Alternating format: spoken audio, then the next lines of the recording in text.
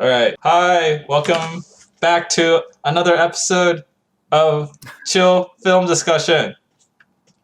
I'm Patrick. Here's my friend Austin. We like to watch films and we like to discuss them every week at 11 a.m. approximately PST. Well, approximately 11 a.m. PST. Okay, that came out a little bit wrong. Yes. So this week we watched a film called Rocketman. And Rocketman is a 2019 biographical music film. I'm going to list some quick facts from Wikipedia about it before we get into the discussion.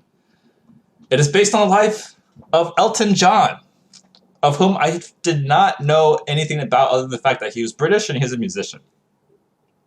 It's directed by Dexter Fletcher and written by Lee Haw. It stars Taron Egerton as Elton John.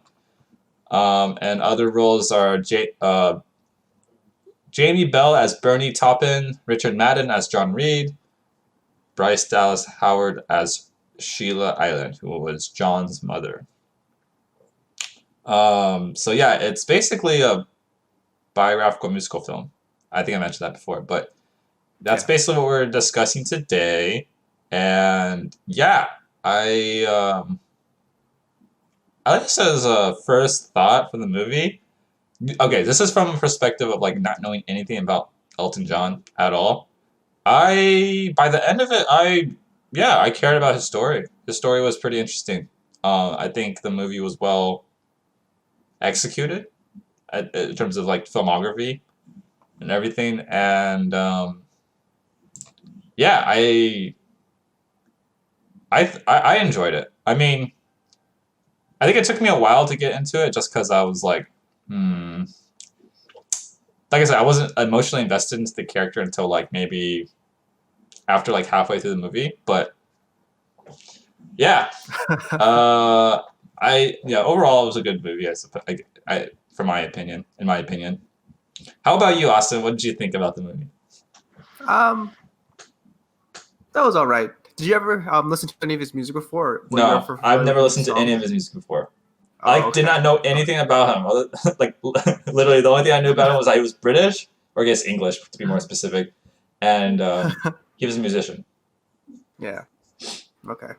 Yeah. No, I know some of his songs, and then some of the songs I kind of forgot were a tribute to him until I saw this movie again, or not again, but until I saw this movie, I was like, oh yeah, he did sing these songs. But I don't know. I just thought it was all right. Like I think I was the same. It took me a while to buy into it, to start caring. And then I think it really picked up once he became an adult, right? And then we kind of saw his career later. I think that's when I really started to buy it. But before I was just kind of like not too sure of like what to think of this movie, because I just like I wasn't really enjoying like the beginning parts with when he was a child and a young teenager, or just growing up. I was just like not too sure. Like it wasn't really sticking with me. It's not until later we got to see some of his conflict and the troubles that he was going through, where I was like, okay, this is kind of interesting. But at the end of the film, I was just like, I feel like yes, this is more kind of a biographical film just to show his life, but it's just I mean that it told his story, right? But it's just like points of his life, and I don't know. There's not really much to go and connect. I guess with the movie, you kind of think there's kind of like a theme or flow, and for here, I was just like not really picking anything up from that regard. It really just showing his life from when he was growing young to I guess when he gets help. And then I was not expecting it to be like a musical. So that was. There were a lot of songs that were being played. There were a lot of songs played from part to part. And I this is kind of funny because from our last movie that we discussed, I was like, oh, I love musicals, and yeah, I do like musicals. Yeah. But sometimes I don't know if the songs the placement made sense, or songs fit, and I realized that they want to use his songs, right? So they try to tie it into like a song that he actually sang in real life, to a point in the in the movie, or to a life event for the movie, right? So first time the musical, I was like, oh, this is gonna have musical numbers, and they did have to have them often, and I did enjoy it, the musical aspects of it, but just the way that sometimes it was placed, or like the songs chosen, sometimes it didn't really resonate with me. But overall, it's, I just thought the movie was alright. There are a few sticking points I think that kind of rubbed me the wrong way, but other points I did I did feel a little bit more invested in. Yeah. Yeah, I think for the most part, I mean, the plot itself is, since it's a biographical plot, it's already like somewhat determined. Like it's based on history, so like Yeah, it's real life. It's real life. So there's nothing like I have too much to say about the plot. It's just, I mean, for those of you, I mean, this is going to contain spoilers, but for those of you who aren't aware, Rocketman is a biographical film. It follows Elton John. It sort of follows that trope of the rock and roll lifestyle and how it, like once you become really famous, you get into like it becomes really busy, and then you like the main character, in case Elton John, kind of like succumbs to like alcoholism and drug usage and whatnot, and he at the end goes into rehab and recovers successfully. But yeah, that's kind of like that trope has been sort of not to discredit the film per se, but like I've seen like that trope is I feel like pretty common among like rock and roll sort of like stories. Yeah. Because there was a huge yeah, I guess there's just been a lot of movies or stories in general where you see like these rock and roll stars like just over they just either become alcoholics or like they overdosed with drugs, Yeah. and in some really unfortunate cases, yeah, some of them either like commit suicide or die because of said actions. In this case, unfortunately, fortunately, that did not happen. Spoilers alert. Elton John is alive and well, according to the Wikipedia page. Yeah. So that was great. So I think that for me it was like, since I didn't know anything about him, I actually wasn't sure if he was still alive. And Really? I know I'm not joking. Like I did not know a single thing about this guy. Like I knew of him, I just didn't know any details about him. So I wasn't actually sure if he was still alive until like like the end of the movie when he's still alive, and it was so he was, and Yeah. going on Wikipedia and all that. But yeah, anyway, what I'm trying to say is that the plot itself isn't like super complicated per se. It's just more about the journey rather than like the destination. How he got from point A to point B, and the trials and tribulations he kind of went through. And regarding the musical aspect, I actually think that the music, like whenever they transitioned to song, it felt more natural. This time around compared to like the last movie, Three Idiots, that we watched. I think. I mean, actually, this one had more songs per se. It did have more like more music, more parts where it went into song and dance and whatnot. But like, I feel like this one, maybe it's a different style of how the movies play out, like in terms of like Hollywood versus Bollywood. But I feel like the transitions to musical bits in this movie felt fairly natural to me. Mm-hmm. And then, yeah, I guess like, what did like, for me, Lay's like, in terms of like the depth of this movie, I think a lot. I kind of want to talk about like how it was filmed, like the different like there's a lot of symbolism throughout it. I think, and actually one scene I really want to point out in the very beginning scene when he like opening scene when he like busts open the door and he's walking in with his costume, like the devil like costume. Yeah. And he's at the time you don't know where he's walking into, but like he's walking into rehab. Right. And in the hallway, it's completely symmetric, except for this radiator. There's a black radiator on the right side of the frame, and it breaks the symmetry. Now I was like, okay, this to me went all the way back to Whiplash, and where the very opening scene, the Fletcher, I think it's Fletcher. Fletcher's the music director in Whiplash, Yeah. who's played by J.K. Simmons. He walks into the hallway from his perspective, and in the hallway there's a light above him in the room that he's walking toward, and the light is off center. It's like barely noticeable, but you know that it's like it's not. The break in symmetry implies that it's not perfect. Something is amiss, and of course, in this scene, there was something amiss because he was going into rehab. Like he was trying to recover. So Right. to me, I was like, oh, okay, that kind of like maybe I'm looking. Maybe it was just me. I looked too much into it, but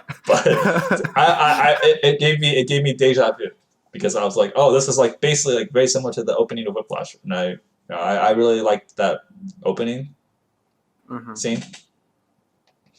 But yeah, are there any scenes that really stood out to you, Austin, in this movie? I think the musical number when they start singing Crocodile Rock. So I think he was at the Troubadour. Okay. Right? And then it's when he started playing. Or was he at the Troubadour? I forget. But he started playing and he starts floating, right? And everyone else in the audience also starts. Yeah, I think that was at the Troubadour. I think that was like the first night at the Troubadour. Yep. Yeah, exactly. I know that song. I enjoy that song. Okay. And then so I was like, oh, I can connect and relate. Not just I know the song, right? And then I thought it was a very pop, catchy song, right? Yeah. Very popular. Just to see everyone elevated, it's kind of like a magical moment. So that kind of scene, stuck with me. More of the musical scene stuck with me, I think, than the regular scenes, just because I enjoy musicals are kind of like, again, emotional moments, right? When words fail, then you could songs fill in. So I think that point is when we connect, we see that Elton John is kind of rising to stardom, right? And you see him kind of floating, and he has this feeling of elation, and he right? plays with his feet. Exactly. Yes.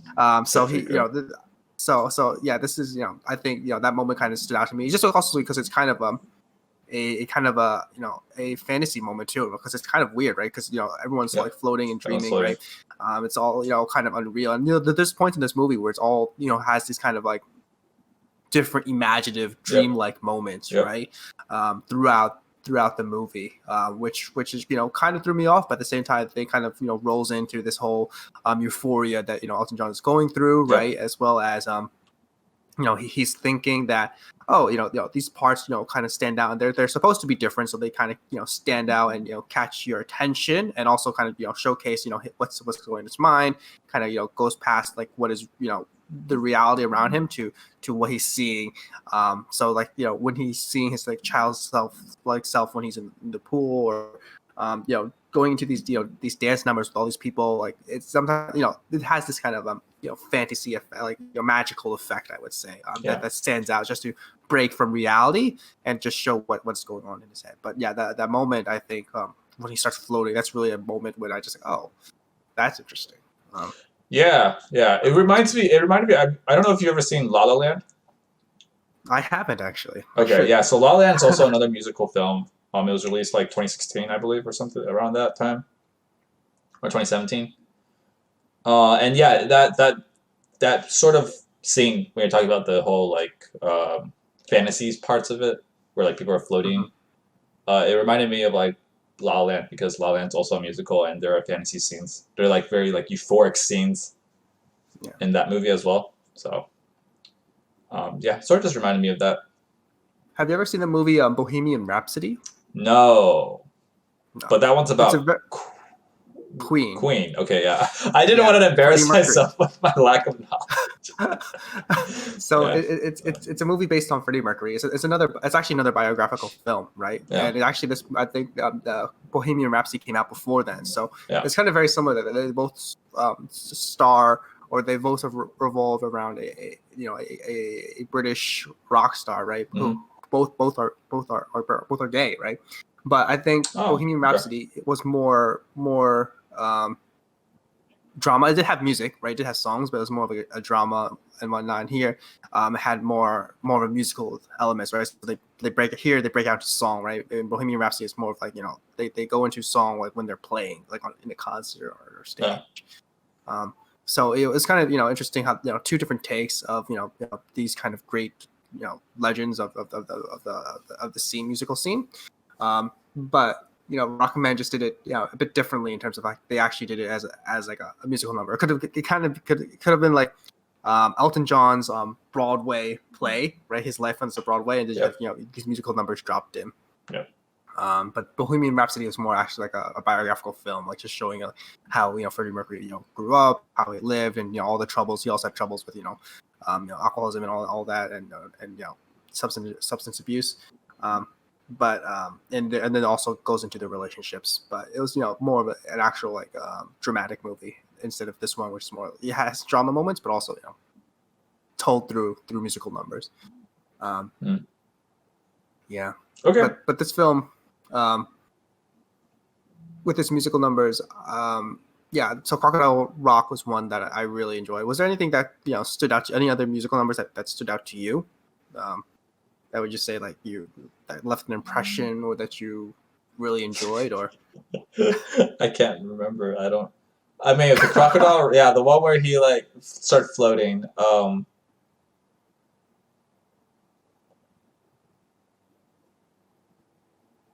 I think whichever piece was playing at the very end when he hugs his younger self. I thought that was a really interesting piece. I mean, I really enjoyed like the scene itself. I feel like the music didn't. None of the music. I don't really remember like any of the music. that's the thing.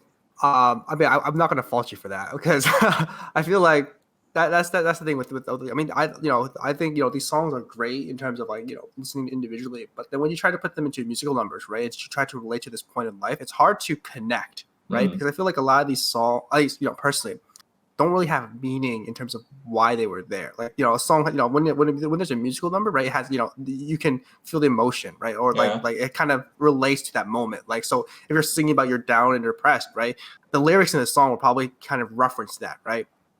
Or if you're having love problems or you're falling in love, maybe it'll be a song about why you're in love or who this person is. Like, you know, like the other song, Zuby Doobie, right, from the Yeah. Three Idiots, right? That, you know, that song was, you know, about love, and go about love, or All Is Well talks about, you know, the theme and philosophy, all how everything is well, right? So it kind of, the song kind of relates, right? But here I feel like, you know, they try to put in songs from when Elton John actually sang and insert the movie into points of his life. It didn't really connect or resonate because these songs don't really relate to a point or a relevant theme, right? So it's not like you can really pick it up and say, oh yeah, this song was about when he was, you know, in a relationship trouble, or this song was when he you know, was happy, or this song was when he's conflicted with, you know, the industry, rock industry, or this song was when he, you know, he's down and, you know, trying to reflect on his memory. They're more about songs like, you know, that he sang, and they had their own themes and whatnot, but connecting them to a point of his life for this movie, I feel like there really was no kind of connection. It was almost kind of random. I mean, they probably tried to pick a song that's close to it, but I feel like it never really stuck because it was an actual song, and now they're trying to fit and insert it into, you know, a point of his life and trying to express that. So I don't know if it really translated well, really resonated for people to remember, oh, this song is great because of, you know, that. And what kind of, you know, a good example would be like The Greatest Showman, right? You have, you know, different points of songs. Some songs are really, really memorable because, you know, they're catchy, right? But also they fit the moment that was happening, right? Like something's upbeat, if the song is upbeat, and it's all about the situation and, you know, how they express it. So I think the songs here, while they're good, you know, independently, putting into a movie and, you know, points of his life, I feel like it was very difficult to resonate for the audience to like connect or become memorable. Unless you were a really big Elton John fan and you know these songs, and like, oh yeah, I know this song, I know this point. Otherwise, you know, I'm more of a casual, you know, listener, and I, you know, trying to figure out which songs were attributed to him. But then, you know, again, trying to attach these to a point of his life, it just didn't really connect with me. Yeah, I can't really say much about the song. I mean, they were good. I think they were fun tunes, but I don't really remember any of them in particular. I can't like recall how they. I can't even like recall how they sound. Like I couldn't even tell you like how to hum a certain song. Um, because I just don't remember what they were like. Yeah. But I think kind of maybe it was because what you mentioned, how you mentioned like the songs themselves, that you felt like they didn't fit in the scenes that they were played in, Yeah. or you felt like it was. Do you feel like it was like forced, or do you feel like it was just like not really appropriate for the what sort of scene that the song was being played in? Yeah, kind of both, right? So I feel like it wasn't really like they just chose a song, like a popular Elton John song, Yeah. right? And then when it gets to a point of life, they play that song, so they either make it happy or sad. But the song lyrics, like the lyrics, don't really match, or like that moment, or it really doesn't that feeling. And I mean, it's a good song, good to listen to, the singer does well, Taron Egerton, right? But it's Yeah. just like, what was the point of that song, right? I mean, yeah, we know that they break into song because he's really sad, or he's really happy, or he's in a really challenging place. But the lyrics itself and the song itself, like the meaning, if taken independently, like when it was taken out of the time, wasn't meant to be for that moment. I feel like look at like their music, bringing to music like Frozen, right? Yeah.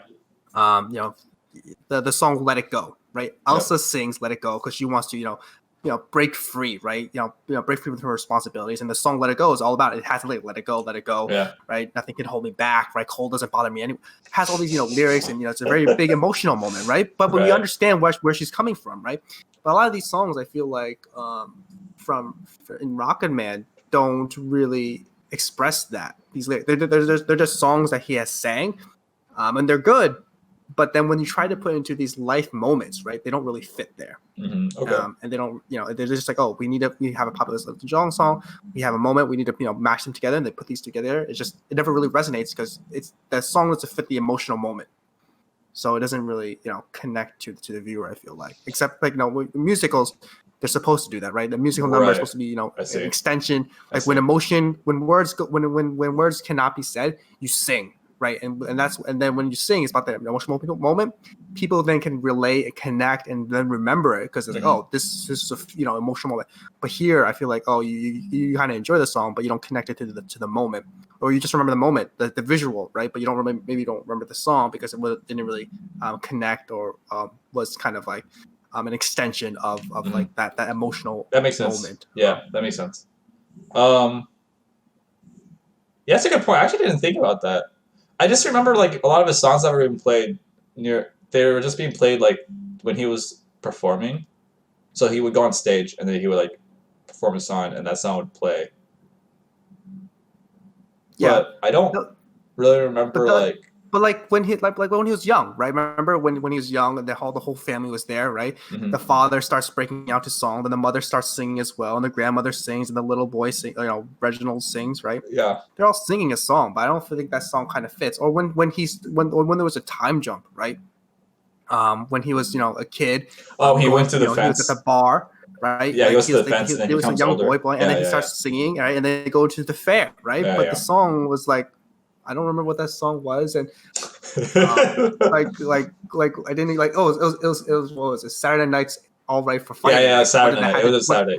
Yeah. What did it have to do with the carnival? And I mean, yeah, I guess it's Saturday night, your freedom, but no, it didn't really fit fit. Or interesting. Crocodile Rock was interesting, I think, because the songs, I think when he was actually playing for an audience, that made sense because it's playing for a song we expected, and Crocodile Rock was an upbeat song, very popular, right, very catchy.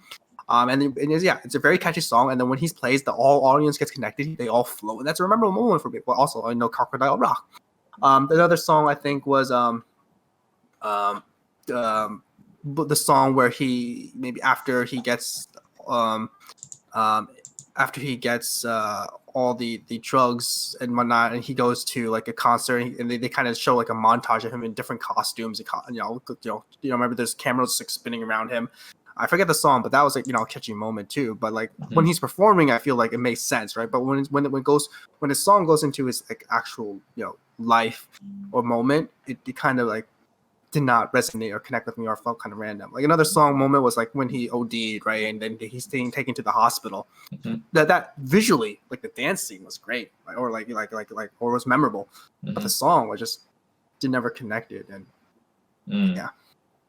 Yeah, it's a good point. I don't really have much to say about it other than I don't really remember the songs themselves. So maybe that's all. That's basically what you're trying to say. You know, there's a reason. There's a reason why I don't remember the songs as well. Um, I mean, there are a lot of them too. I feel like it was like Yeah, you know, there were a lot. I mean, I mean, unless you're like a hardcore fan, like you're not gonna remember each song unless right. it's connected to a big emotional moment. And again, you not having really known him, me just being not born in the era or just being casual. Like, my biggest favorite song from Elton John was Can You Feel the Love Tonight? That's for a Disney movie, Lion King, right? Mm-hmm. Which again can't be used here because it's probably copyrighted by Disney, and also it wasn't writ there wasn't, I don't think, written by the others, the lyricists, right, the Bernie Taupin.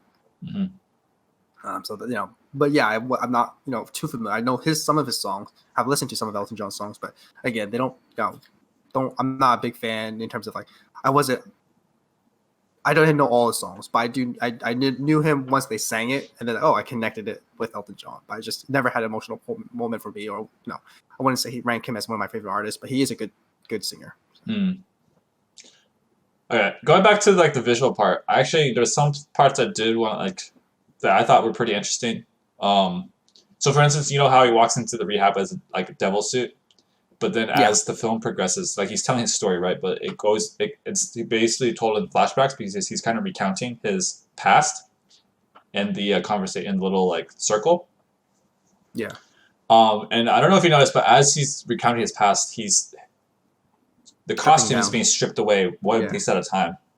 And I really like that aspect because it's very symbolic of it basically is like symbolic of the Elton John persona being stripped away, and then at its core, him accepting that he is also like Reggie Dwight, because in the end he like hugs his younger self, and I think at that yeah, moment that's when he fully accepted that like you know he's not just like this Elton John persona, he's he's also like he's come to terms of his you know of his um like foundation, his origin, like him as like yeah, Reginald Dwight. Um, so it's like basically fulfilling like inner peace and in a sense identity, because I feel like he kind of had like an identity crisis, like he didn't really know who he was, he didn't feel loved, but when he comes to accept himself, he comes to love himself in some sense. yeah. I think that was the big one, right? Just loving Yeah, himself and finding love, because yeah. that was the big mistake. His mom was saying like you'll never find anyone who loves him, and then the person Which is his like so. manager. I Yeah. heard that I was like, oh my. The manager not was more in an abusive relationship, and it's Yeah, not he was trying to find love else outside, but he had to find it internally, which I guess I didn't really connect, but I think I was just but that's true. You're right. Like he kind of accepts himself, loves himself. yeah. um And I eh, oh, go on. Sorry. No, it's just gonna say like it's kind of bad, but like I thought he was going to like uh it's a morbid thought, but I thought he was gonna kill his younger self, because there was a quote in the movie, right, where he's talking to these other musicians, and one of the musicians like, if in order to make yourself into someone bigger, you have to kill Oh, who's else. I thought he was about to kill. I I think was like, that's kind of graphic, but like I was like, oh, is that I where we're going with this? I And think that line itself was like it's understandable, but I think that was like in his position, since he was trying to find love, killing his older self basically like in a sense like was a deterrent. Like it was like right, killing a source of love that only he himself could fulfill. And so yeah, like I think he followed that advice, and I think in some sense that advice is like good because you want to like that's like when you build a persona, a stage name, like you have to build yeah, a new almost like a new identity, but like that doesn't mean you have to like get rid of your origin, especially if that origin is like a source of like self-love. right, So I think that was like kind of like maybe a subtle nudge toward like basically the core crisis that he was facing throughout the movie. um but yeah, That would have been morbid if he killed himself. I would have been like, what the heck? I mean, that movie would have been. I feel like I would just like would have been really confused. Yeah. That's true. I mean, that's why I thought I was kind of like, is this where we're going? But then he's like, oh, hug himself. And that made more But sense. he, like throughout the movie, he just wants a hug. Like he just wants a hug from his dad, and his dad never gave it to him. Oh, like I thought the line was cheesy though. Like at the end, like, oh, when are you gonna give me a hug? I mean, it connects it well to the beginning where he was asking his father. But I was like, I don't know. I feel like okay. Another thing about that scene at the end when all his past, like the most prominent characters come back into the circle. Yeah. Something I really, really liked was that the only character that appeared as present day was what's his name? Bernie? Bernie, yes, Bernie, his friend. Which I thought was very appropriate because Bernie was there for him the entire time. Yeah. Whereas all the other people, they appeared as their past iterations. Yeah. Which implies that like it's only like they weren't always there for him throughout his life. Whereas Bernie was. And I actually really like that detail because I liked how they presented Bernie as present day because, they're implying that Bernie was, always there. Always there, yeah. I feel like they should have gone more into the relationship between Elton and Bernie. I feel like Bernie was a big part, right? He was the lyricist to many of Elton John's songs, and they never had an argument, which is a very cool, tidbit, right? Because I feel like a lot of these, rock stars or bands or people in the industry, you see a lot of falling out, right? When people work together for a long time and they fall out. But you have these two guys who, they never. I mean, they kind of had a short falling out, but they always come back together. They always come back together. Yep. And even to this day, apparently Elton and Bernie are still collaborate. Close, right? Still right. Yep. Yeah, exactly. Elton does some, maybe collaborations with other lyricists, but again, he always, him and Bernie, they've always worked together. And I think they've worked together for some of the songs in this movie as well, or like some original songs too. But I feel like this movie could have gone more into their relationship. We see a lot of it in the beginning, right? In terms of like how they met, right? And then seeing how Elton was attracted or trying to, but then Bernie turns him down.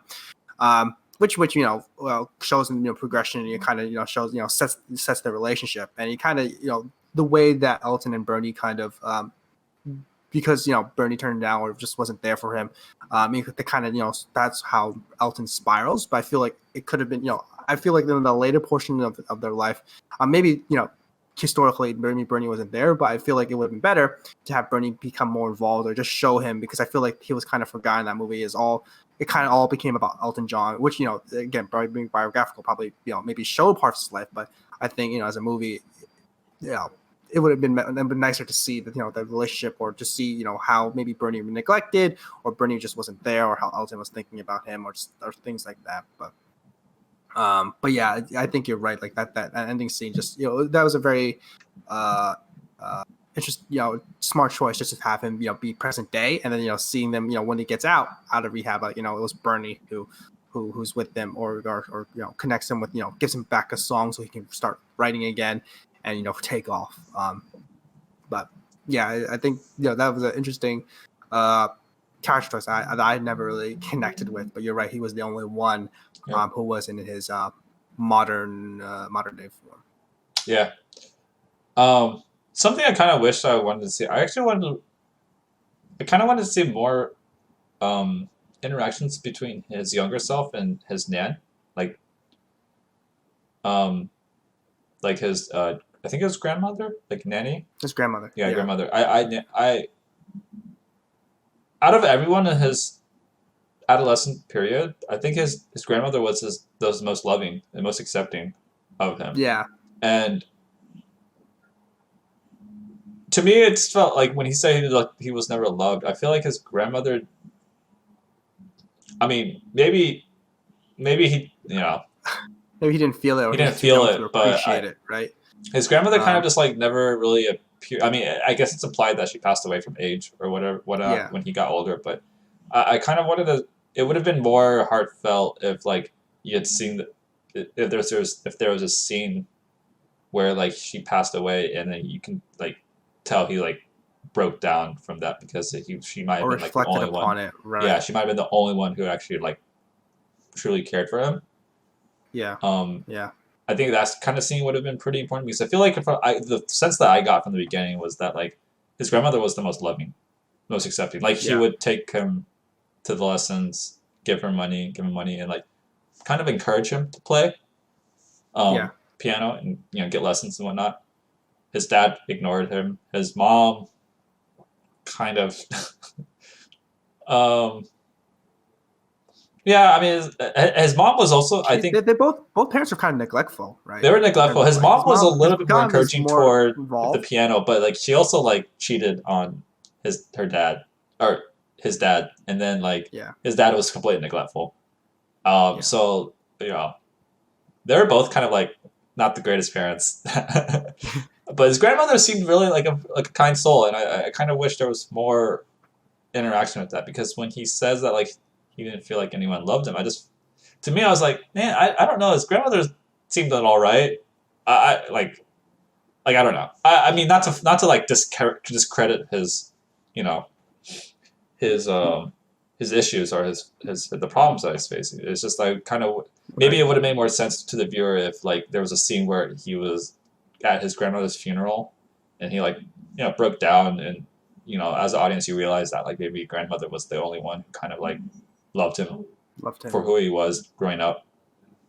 Yeah. I agree. Yeah, she's like, well, she shows up at the end, right, during that whole she does. circles, right? She does. But I kind of actually agree. Like, he's like his grandmother was always there, appreciative of him, and always pushed him on, right? Yeah. And then I think you're right.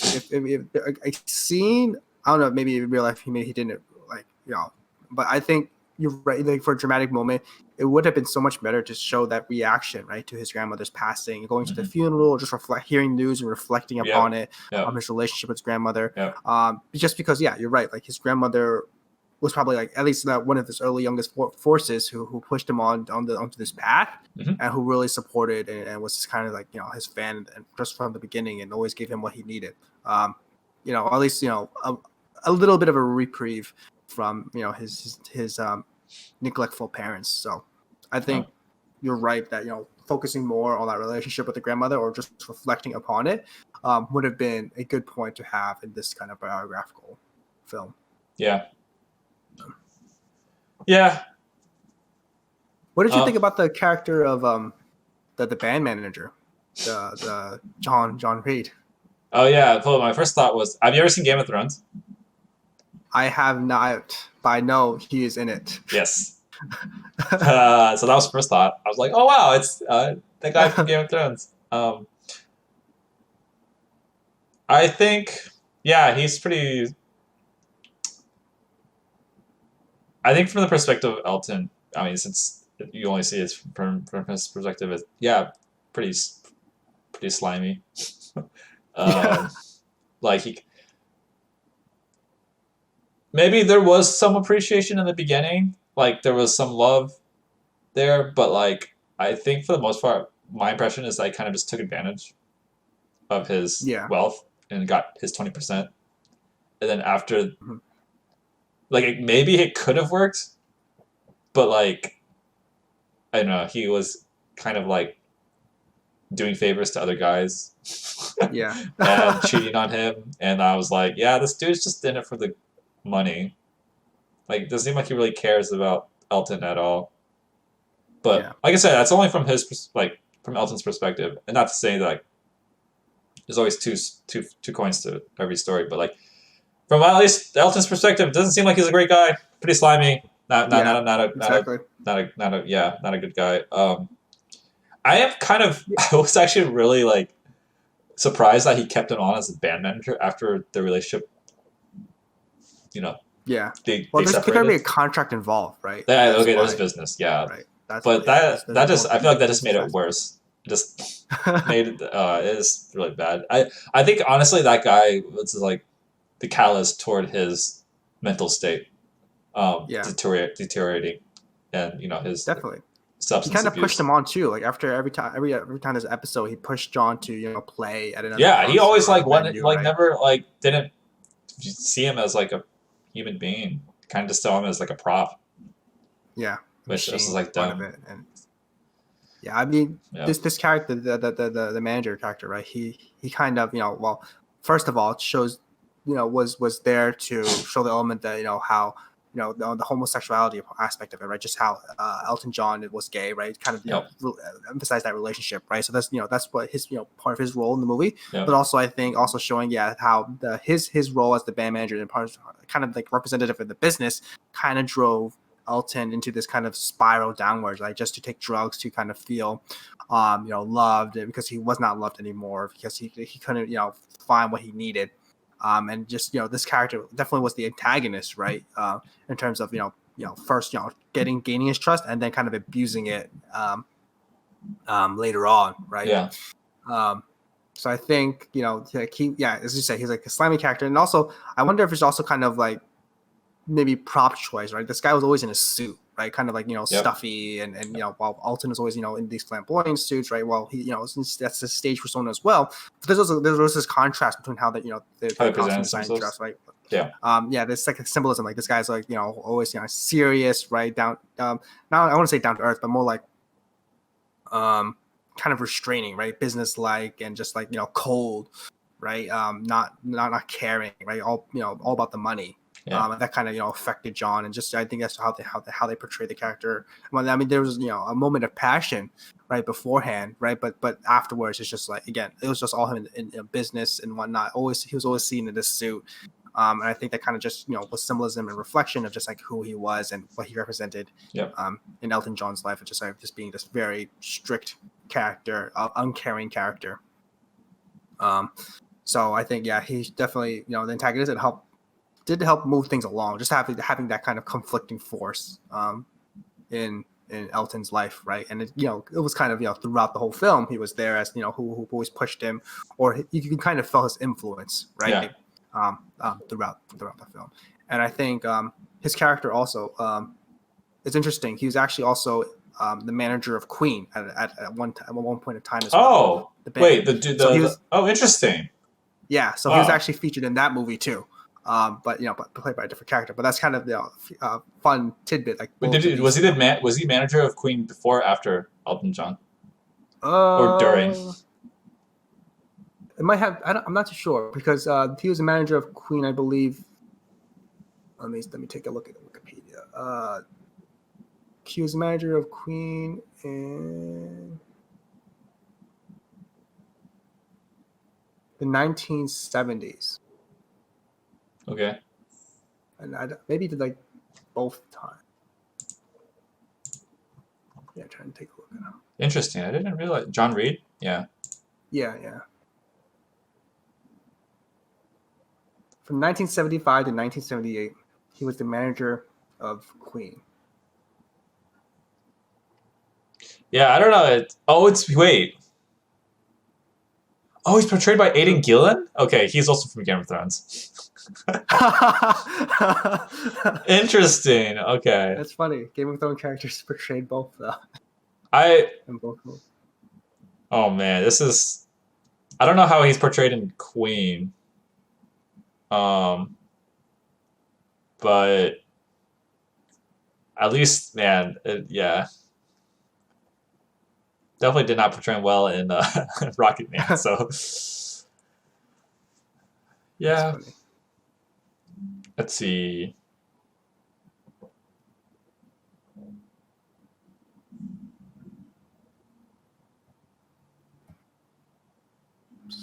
So it represented Elton John from 1970 to 1998. So I guess both at the same time, like at the record company. Yeah. Reg Dwight. I don't see his. Oh, okay. Between 75 and 78, he was the manager of Queen. So yeah, same time. Yep. Wow, that's pretty insane. It is. I forget how they were portrayed. He was portrayed in the Bohemian Rhapsody. It sounds like I forget. Maybe it's a little bit something, because I think he does fire. Like Queen fires him, because I think he kind of pushed Freddie Mercury to go solo. Oh, interesting. But I forget. It was a while ago, even though it's like 3 years ago. But Yeah. But yeah, like it's interesting. Like this character kind of was in both, Both. or this man managed both, kind of these big hits, right? Yeah. Like Elton Yeah. John, It's prominent.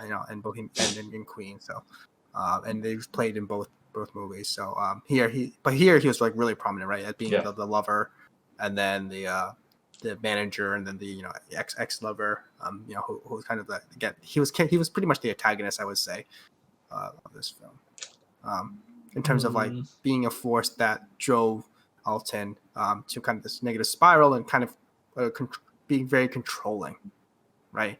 Had a lot of pressure on Alton about this the stardom. Yeah, I mean, definitely like portrayed as an antagonist, but I don't think he's like the core antagonist. I feel like in this movie, the core antagonist was himself. Like, I think it was a very much internal issue.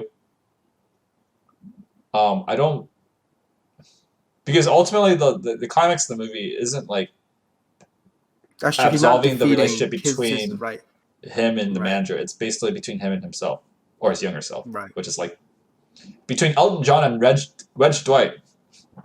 That's that's the ultimate. That's true. I think that's where the climax happens. That hug, that's like the climax in my mind. Right, and he defeats himself. I guess you're right. Yeah, the manager was more of like an antagonistic force, but Yeah, not the main force.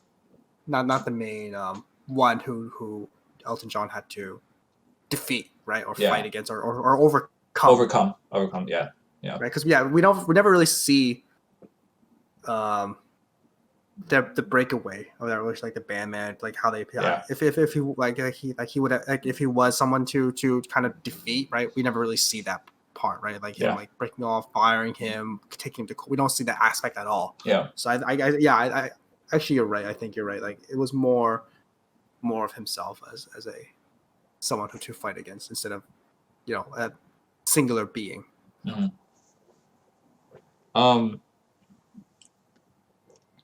Yeah, actually, so there's an interesting tidbit. And I in the very beginning, when he's read, it's like Reg Dwight, like he's a kid, he's in the kitchen, and he's like looking at dresses. He's like he opened a catalog to start looking at dresses, and then his dad's like, "Stop looking at that." So for me at least, like I feel like for films, when they have a scene, there's a scene with a purpose, right? Like you don't just like put in scenes without any purpose. And to me, I was like, wait, is Elton John gay? Like I was like thinking, like I was already like dropping loops, and I was like, wait a minute. They put that scene in because he's like they keep that scene in because he's gay? Like they're like portraying to the audience that like he's interested in things that aren't stereotypically like young boys aren't interested in. So I was like, huh. So then to my mind, I was like, I mean, it was just like a light thought. So, but in my mind, I was like starting to pay attention more. I was going to pay attention to like whether or not like, because I didn't know anything about him, right? So like I didn't know, like, so I was like, oh, maybe maybe this is a foreshadowing that he's going to come out. Mm-hmm. And then of course at the it was for sure, it was ascertained in the in the bar when he was talking with the other guys, and one of the guys calls him like, I'm not going to say the word, but it basically tells him that he's gay, and then he kind of admits it. But before that, I think there was a scene when he was on a roof with Bernie, and he was about to kiss him. Right. Maybe that was after. That might have been after. Was that after? Yeah, that was after. That was after. Okay. But anyway, at that point, then it was like basically, yeah. But there was also a point where there was remember when they were doing playing backup, right? And one of the singers goes up and kisses him, right? And he just goes like, oh yeah, that's right. Right, shocked and confused. He's shocked and confused, yeah. Yeah, okay, that's true. But like, I feel like that's not necessarily like even if you were straight, it would have been like, what just happened, because it happened so quickly, right? Like it was just like that is true. But the reason, but they show that, right? They visualize that in the movie. Oh, that's true. Okay, yeah, the reason they put that in the movie is because you're right. Where they visualize, oh, this guy comes on and well, technically he does force himself onto Elton. Not really appropriate. I don't think there was any consent involved with that interaction. Right, but yeah, that guy kisses him, right, and the fact that maybe he kind of awaken something, or makes him kind of realize that he likes guys. Yeah. But you're right, like that. I mean, I knew Elton John was gay beforehand, so like that all made sense. But seeing from your perspective, like like opening up, like is it really? Piecing that together, like this is foreshadowing. And for me, I was like, it's no like, maybe he just likes dress, like it's nothing wrong with like liking dresses as a young boy. But for me, it was just confusing because that scene felt like it was very prominent, and his dad was like, "Don't do that." And you're not a girl, because you're stop being so soft, blah blah blah. And I was like, oh, I think are they foreshadowing? This is a foreshadow, right? And it turned out to be foreshadow. Right. Yeah, exactly. But I didn't want to necessarily assume. I was just like I kept it in the back of my mind. Because like whenever there's something film, like every scene sort of serves a purpose, or at least it should for good films. Right. So like, if it didn't mean anything, they would have just cut it up. Right. So yeah, that's sort of like why I thought that's that. True. I mean, I think they really go into a lot of his about his sexuality. Actually, right? They showcase that. That's why it's rated R. There was a sex scene. There was, there was a scene like that.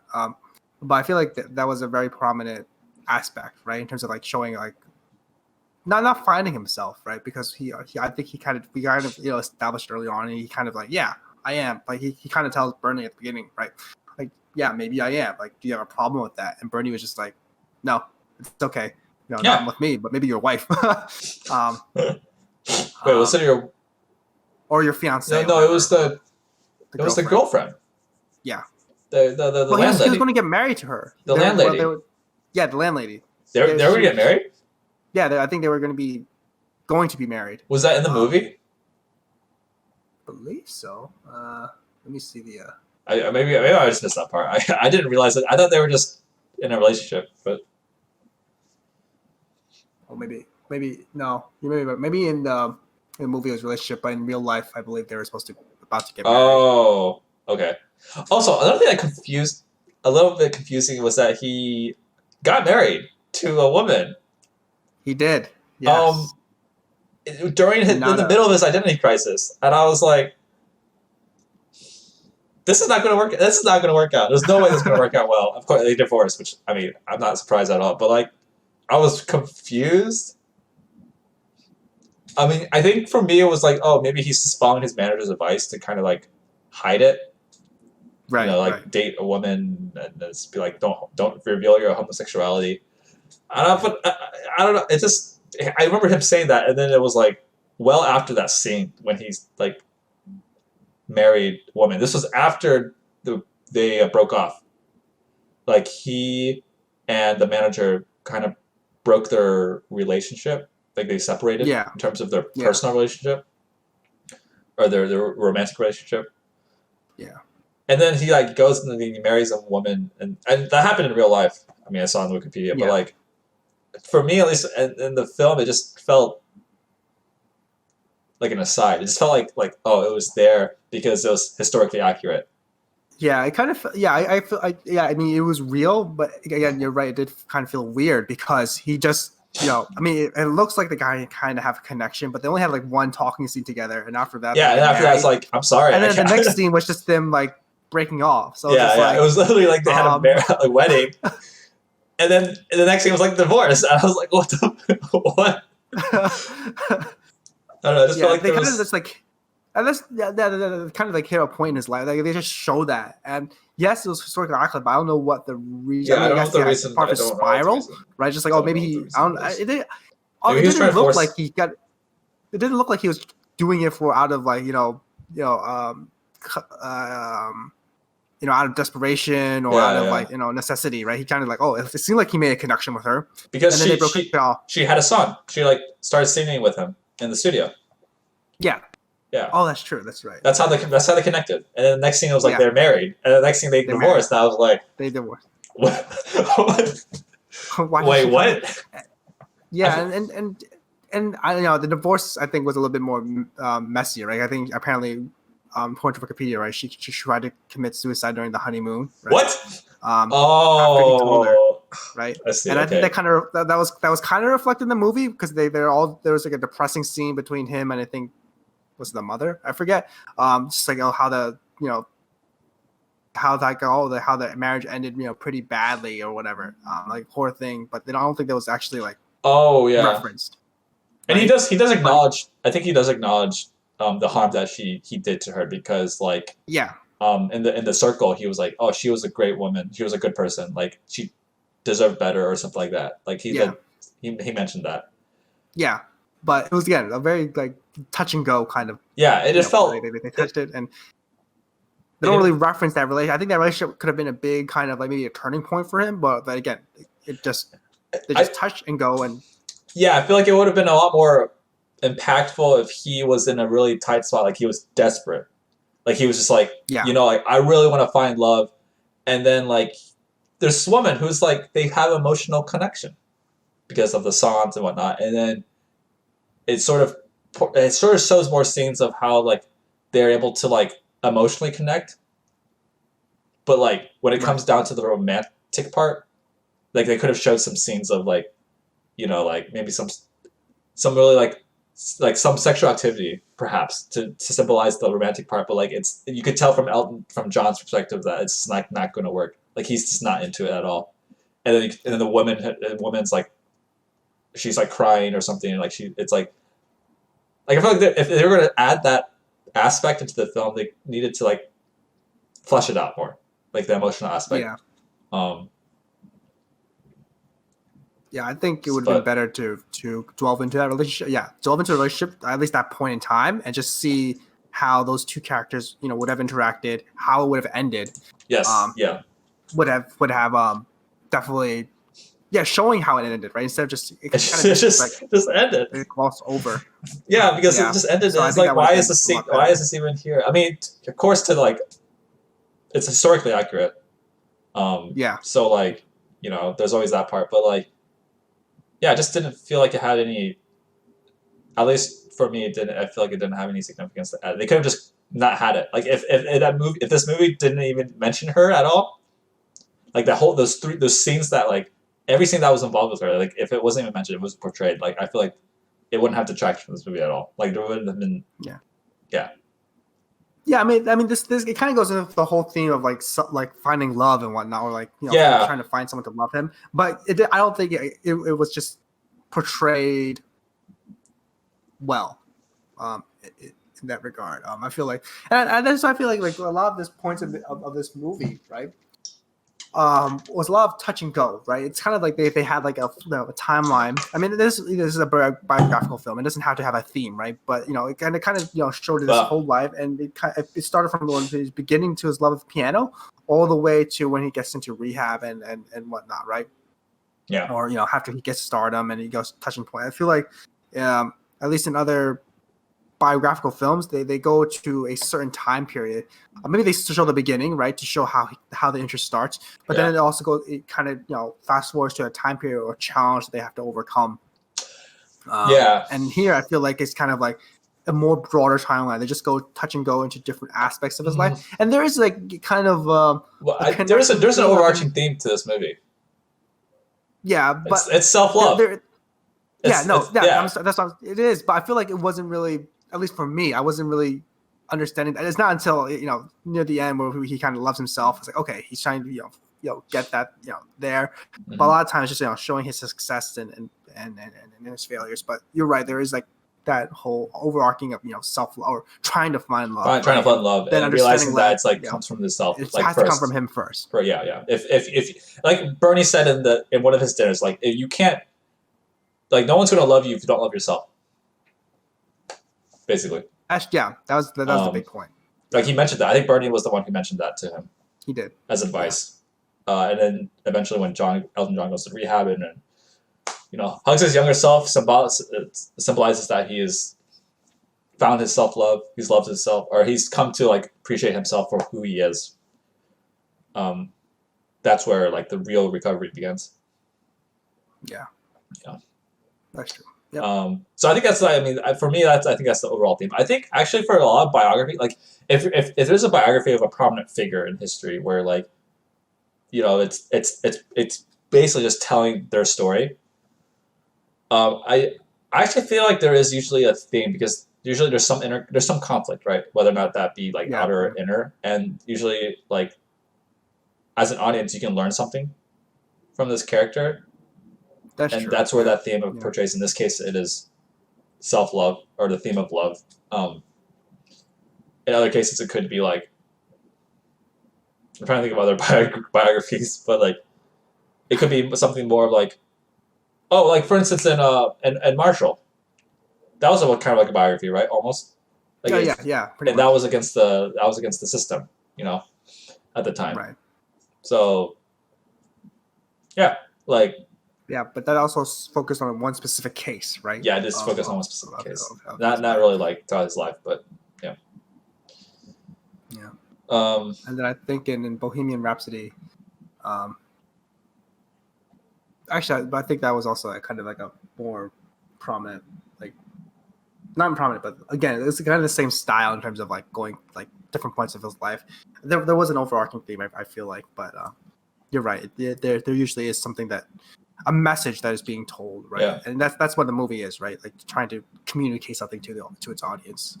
Even if it's just about his life story, there's something that we gain from it, right? Leaving the theater or closing the screen. Yeah. Leaving the theater. Yeah. What did you think of their performances? The characters, the actors? Yeah. Oh, yeah. Whoever played Elton John. What a fantastic actor! Like that dude was like, I was like sold. I really I just enjoyed his acting.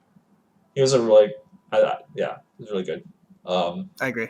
It was Taron Egerton, and he was in the Kingsman movie. I've never seen Kingsman, but I've heard good things about it. It's a good movie, good action films. So I enjoyed them. Okay. But yeah, I thought both.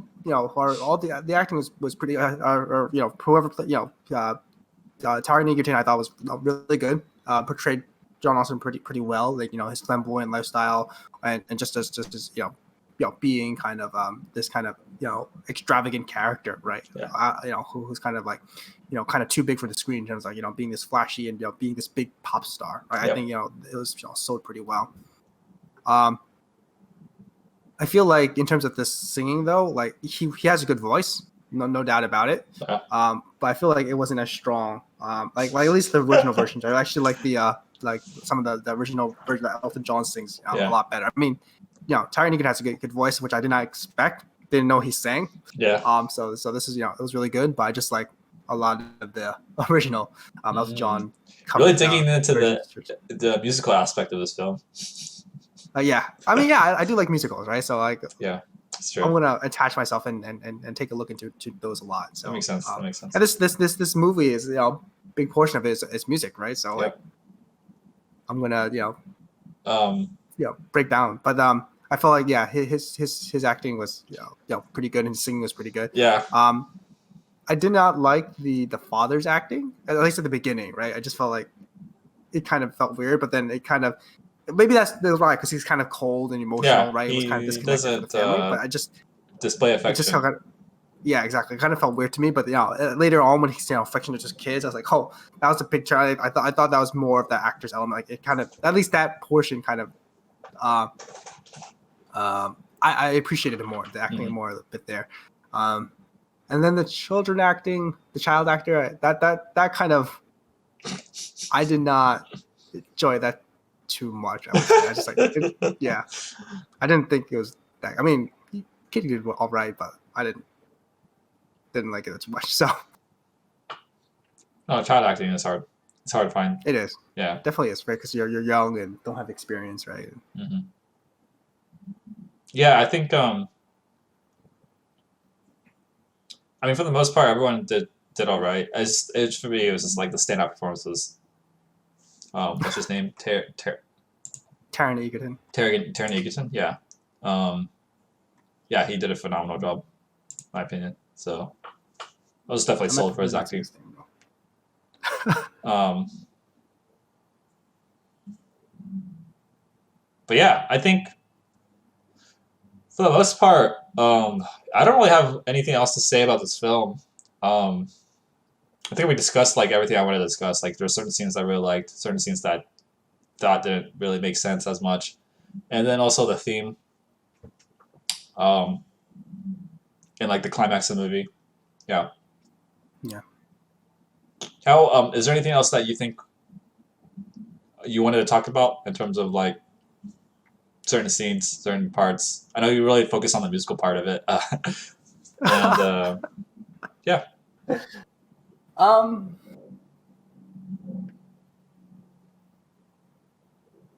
it's really. I mean, I think we've covered a good portion, right? Mhm. It is just that this is a biographical film, right? So we got to learn a lot more about Elton John than I knew about. I mean, I know Yep. some he had troubles with substance abuse, and they really go into it and how he spiraled down.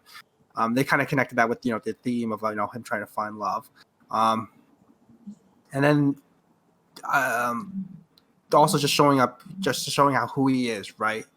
Seeing kind of side that maybe not a lot of people would have known, or maybe they would have known but would have liked to see, like just delve into like who this character, like this guy is, because he was a big singer, and it just again being a biographical film where we be able to get to see these different aspects of Elton's journey. I didn't even know his that's not his real name. Like that was his stage name. Stage name. Yeah. Right. And his original name was Reginald, right? And then he changed it. He changed. I didn't know like his name was he took it from one of his friends. Yeah. Elton, I Or their think, was band maybe from his friends, and John came from the Beatles. Yeah, the Beatles. He The saw like Beatles. Yeah, he saw a picture, and then the like picture, I just right? remember Like it Elton. was like it like highlighted the exact person that he was taking the name from. I was like, all right, well, cool. I don't know the Beatles' names, so I assume that dude's name was John, either last name or first name. John Lennon. Yeah, Oh, John Lennon. John Lennon. Oh, freak. Okay, now I know. Okay, as you can tell, I'm not well versed in rock and roll history, so um, but yeah, I just thought, and then I think at one point his middle name was Hercules, but I don't think that was ever touched upon. But I guess it just shows his like strength and whatnot. But they never like show why he picked that or whatnot. yeah. That would be another cool nod to see like where he got that name. But it kind of is obvious, right? Because Hercules went through all these trials, and this is like a man who kind of defeated like all these trials of his life that he was going through. So yeah, but as an just as a biographical film, I thought it was it got its point across in terms of like showing like Elton John's life. Interesting that they had a biographical film now when Elton John is still alive. But again, like this is a guy who is who was very big, and still very memorable. A lot of people know who he is, and I guess it's profitable to show a movie about his life story. Especially, I think this movie came after Bohemian Rhapsody, so they kind of were showing like all these rock star biographical films. I don't know what other ones were, but I just remember when I saw Bohemian Rhapsody and I saw the news about Rocketman. I was like, oh, they're really going into this kind of, because Bohemian Rhapsody did pretty well, I believe. So they're like, oh, they're really going into this biographical films of rock stars, and I wonder who's going to be next. But the two films were actually very, very different in terms of like how they portrayed their focused character and just the feeling or the genre, right? Yeah. Like this was a musical, had more musical numbers into it. The other movie, Bohemian Rhapsody, had musical numbers, but it wasn't like no one really broke into. I don't believe so. Like broke into songs. Or songs where they were like when they had like performance or they're trying to write a song and whatnot. So. Yeah, I think. I mean, I think the biggest for me at least is like Bohemian Rhapsody is about Queen itself. I mean, there's probably a lot more like story about the inner relationships of the group, whereas Elton John is a single act. So it's like, yeah, it seemed like, yeah, already feels like there could be a lot of differences in terms of like the story and how it's portrayed, how it's told. Because I feel like I haven't seen Bohemian Rhapsody, but I'm just going to predict that there's some tension that happens between the group, among the group. Between the group, yeah, there, Especially if the there is. manager, I mean, you mentioned the manager was egging, what's his name, Freddie Mercury to become a solo act. So I feel like that would have been a pushback from the group.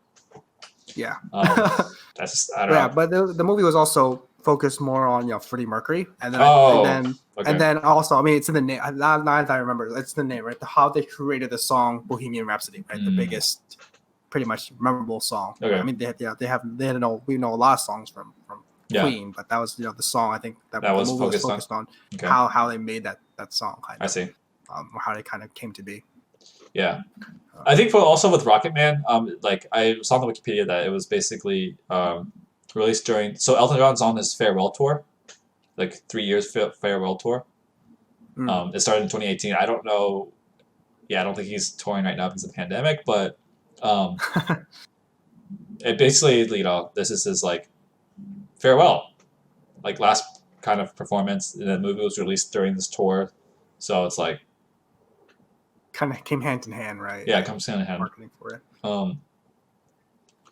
But yeah, it's interesting that they're released so like when you mentioned the whole like these films are kind of released back to back for really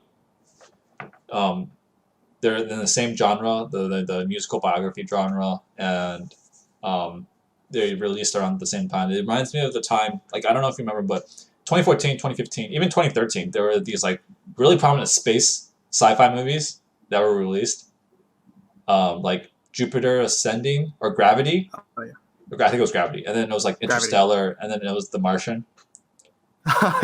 There were like it was like years. It was like literally like year after year. Like 2013, I think it was like Gravity. 2014 was like Interstellar, and 2015 was like The Martian. And it was like really prominent like sci-fi films. But they were all. I haven't seen Gravity, but at least for Interstellar and Martian, like those two were very different films, even though they shared the same genre. And they were released around the same time. Yeah. So same with these I think. Yeah. So it's weird because it's like, movies take a while to produce and to make. Yeah. They're like at least a year maybe, with the filming and editing and all that stuff. So it's not as if like one movie was like came out and the one movie and then the other movie was like, all right, let's do this. Let's start filming and like they were starting to film and edit and everything around the same time. It must have been around the same time. So it's like, it's fairly interesting. It's I don't know how like trends work or how like if whether or not it's coincidence that these type of films come out around the same time, but I wouldn't be surprised if it's not. I wouldn't be surprised if someone's like, they're making a really prominent film, a musical biography. Maybe we should make one too. Like the studios are kind of like they have the inner knowledge of what's going on. Yeah. So that's true. You're right. Like I wonder. I feel like it could be either a cultural event, right, where it could be a cultural event, culture, right, where people are like, we should make one, and then one person makes it, or one person starts making a movie, and then you see the buzz around it, and then you pick it up kind of like soon after. Yeah, right? yeah. So like maybe once an announcement is made, another company will start it and then release their movie a year later. Right, but there's not a lot of leeway. There's not a lot of like downtime. You can't just be like, Interstellar did really well. Okay, let's start making another one. And next year that doesn't. They have to do it before. Like I don't feel like there's enough time to like, come up with a movie, screenwrite it, story like screenwrite it, film it, edit it, post production, all that stuff. Yeah. So it's really interesting. I don't know. It's just interesting how that kind of works out. Whether or not it's coincidence, I wouldn't be surprised if it's not coincidence. I feel like there might, studios have their ways. Can read the atmosphere, like, this is popular, let's do it. Yeah. I think maybe also it might have to do with like who's involved in the project. So if they have big names, like, and I guess in this case of Interstellar, they have like Christopher Nolan or like, Hans Zimmerman, like all those people, like really prominent figures who are like producing or help doing this movie. They might be like, this movie's probably gonna be pretty good, so we're gonna like try to create one to like, kind of build off the momentum. Yeah. Yeah, that's true. That's definitely because usually there's announcements, right? Oh, Yeah. so and so studio is now making this movie, right? Yeah. Maybe another studio gets the attention. It's like, oh, should we do something like that? Or maybe they already have something in the works and just like, oh, maybe we can tailor something to that effect. Yeah. But that is interesting. Not too familiar with that aspect of the industry just yet. So, but you're right, like kind of like same themes, right? Of like going on, like the space sci-fi, right? That's as you said. Here was I think it's only 2 examples. I don't know if there's really any more. Mm-hmm. And then what else is there? Yeah, I'm not too sure. But you can tailor, right, your movies to like what previous. Apparently, like looking at the Wikipedia, right, they tailored some of this movie after the success of Bohemian Rhapsody, right? Yeah, they wanted to kind of like change some things right after that. So whoever sets the movie first kind of leads the way, yeah, and then other movies can kind of follow that direction. Like, oh, can we follow the success? Right. But then if you have movies that are similar like that, it maybe start to get confusing to distinguish them, right? Right. That's true. Tell them apart, like what movie is which. No identity at that point. All right. Cool. Well, I think we're nearing the end of the stream, but Austin, how would you rate this film? Since we haven't finished off with the ratings. Yeah. That's a good question. I mean, there's actually a bit I would have tried to improve upon. Personally, right? A lot of for me, a lot of the song numbers and like how that was chosen or how that was portrayed and executed, I probably would have, maybe chose either different song. I don't know, different songs. Because then you have to look at his library and see what fits, right? But I don't know if maybe I don't know if this movie needed to be maybe a musical per se, or show them like kind of or break out into a musical number, or maybe instead show the music again like as he was writing or just different performance wise. Because again, I think the music rules weren't as strong as they could be. And then there's a lot of the character developments, right? That we said that kind of raised the level. Like for me, it was like the relationship with Bernie, I think could have been more prominent in the second half. Yeah. The first half, it was there, but I think in the second half it could have been. And the grandmother in the beginning. The grandmother, exactly. And taken away I don't know, or they could have made it went into more detail about the wife.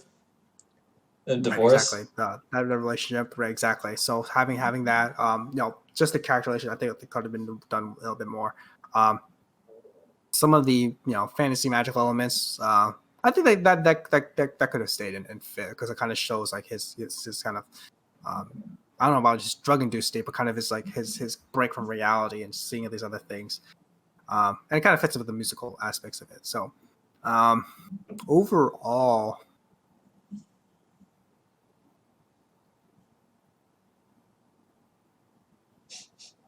Probably give it like a 6.5 actually.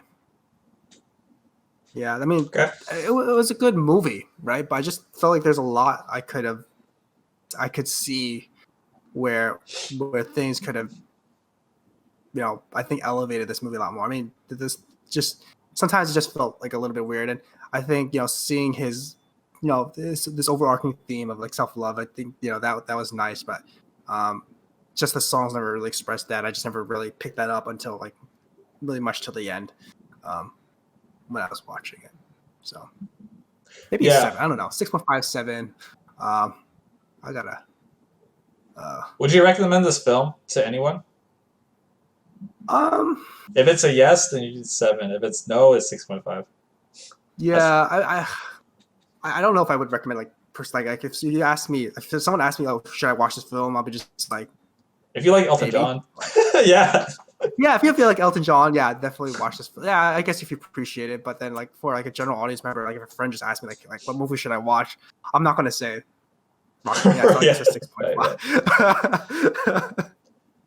Yeah, so I guess 6. I would stick with the 6.5. You're right. I would give this movie a 6. 6. I mean, it was enjoyable. Like it wasn't bad. Yeah. Definitely. Like it had its good moments. I really liked the sort of like the climax of the movie when he like accepts himself, like that hugging scene with his younger self. I Yeah. think that was a Yeah. really powerful scene. I really liked the whole like his dressed in the devil suit going into rehab, and as he's telling his story, it like breaks down the costume, so it's like symbolically breaking down his persona to like reveal his true identity or like reveal his foundation and his acceptance toward his like origins and whatnot.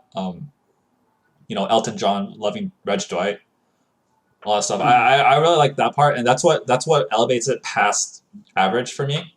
But like I said, like you said, actually, there's a lot of parts where like I was confused about the relationship and how it was built and how it was executed, and it could have been like more time. Either like you allocate time toward like yeah, I wish there was more time spent on the grandmother because I feel like that was she was a loving figure in his like younger life, Yeah. adolescent life. And of course, in the later half of the film, I shows more like interactions with him and Bernie because it's sort of he just kind of dipped in and out. I mean, yeah, they had like kind of like a falling out, if you will, but like it would have been, I guess, more impactful if there was more screen time with him. Yeah. And Yeah. I also, agree. like, at least from an audience perspective, it was confusing to see why like the whole like it was so quick with that relationship with the wife. It's like, oh yeah, they meet, they have this like they have this connection with the son. Next thing they get married. Next thing they get divorced, and it's like I don't feel anything for this character, like for her. Like Right. it sucks that like she had to go through that, but like there's not enough substance for me to like you know really really buy into that sequence of events. Um, Mm. Mhm. and yeah, I mean the music stuff is like it was nice. I just don't remember like really any of it. And I think you touched upon that pretty well. And I for me, I didn't really like realize that. But a lot of what you said kind of makes sense. So yeah, I would put it like above average, but I don't know if I would recommend it to like anyone. Um, if they're looking for like like if they like Elton John, by all means, this movie I think you would probably enjoy it. If you like biographical musicals, That's a very if specific. you like Bohemian Rhapsody, sure, like build off that momentum, watch this movie. I think um, Be good to see. it Yeah, might be good to musicals and see, whatnot. sort of, yeah. Hmm. But in general, I probably wouldn't be the first. I wouldn't be Right. like, oh yeah, you should watch this movie. Um, so, so I wouldn't put Gotcha. it above a 7 or yeah, but it's still above Alright. average. I didn't feel like I wasted my time watching it. I feel like there were definitely some good moments. There's good moments, There were right? good And moments. learned more about the character. I knew who Yeah, I mean, I Elton learned a John lot was about the more characters. I didn't involved. know anything about it before About the man. about the bands. Yeah. Um. So yeah, 6.5 and 6. Okay. yeah. I was like, oh, I wonder what Austin's gonna rate it. I figure you.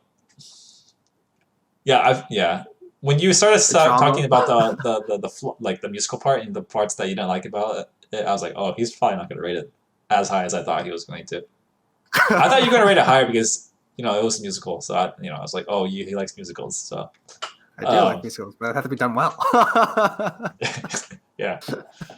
Um, but yeah, I mean, for those of you who will see this later, I mean, we both liked it, but it wouldn't be our first choice recommendation to Have like some watch it. reservations. If you like Elton John, I think I would recommend this movie if you like Elton John. I mean, it's about him. Mhm. You learn more about him. So, and you can listen to his music if you like his music.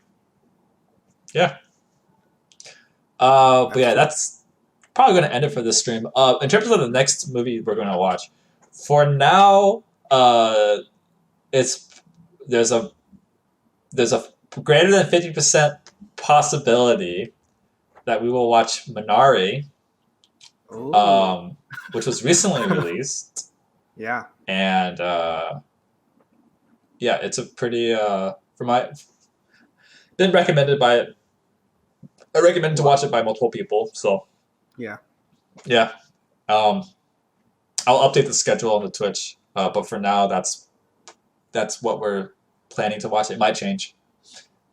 But yeah, we'll let you know in the schedule within the Twitch channel. Yes. And yeah, 11 a.m. Pacific time every Sunday. We watch a Yes, movie, sir. discuss it, and